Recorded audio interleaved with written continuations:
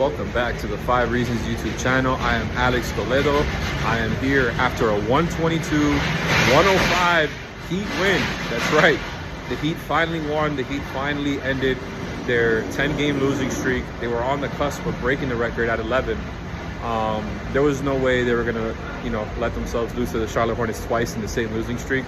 The Hornets, one of the worst records in the league. This was the game for them to do it, with the Warriors coming into town for Jimmy Butler's return on Tuesday. The Heat took care of business. You got a 42-point performance from Andrew Wiggins, on most of it coming from jump shots, really. A lot of threes, a whole lot of mid-range shots. He flashed some, the post hook that he's shown throughout his tenure here so far. Huge game for Andrew Wiggins. Beat his season high by 10 points tonight.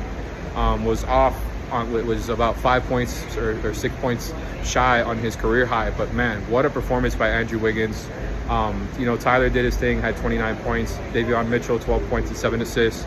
Khalil Ware, 12 points, 8 rebounds and 5 assists, along with a block. Nice for him to show off some passing, along with the other things he does already.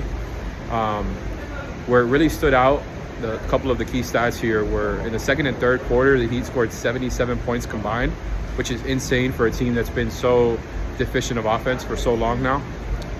Finished the game with, I believe, a 128 offensive rating. So just a really nice offensive game for the Heat there, specifically in those 2 quarters. On top of that, even though the Hornets killed the Heat in the rebounding battle, the Heat made up for it by forcing them into 20 turnovers and also killing them in transition. So the Heat kind of stuck to their formula there of playing solid defense, and they finally had an offensive explosion of their own. Getting Wiggins has been playing so well lately after dropping 30 against the Rockets the other night. The difference this time was he had help from his teammates. Tyler was there. Bam struggled again, but like I mentioned, the other guys came through in general. They shot well from both 2 and from 3, and just after they had that tough run in the first quarter, they made that little run in the second, and everything changed after there. The Hornets didn't really make another run, and it just kind of snowballed. And yeah, the Heat finally got the monkey off their back. They finally got this dark cloud off of them, of the losing streak, at least for the time being. I'm not expecting this to be some sort of turning point for the season or anything like that, but it's nice. It's got to be nice for their end, with Jimmy coming back into town on Tuesday, not having to put pressure on that game to be the one that ends the streak. So I'm gonna go cover the Heat media and the Heat media room and see what they have to say. I'm sure there's gonna be some good vibes tonight, or at least some relief.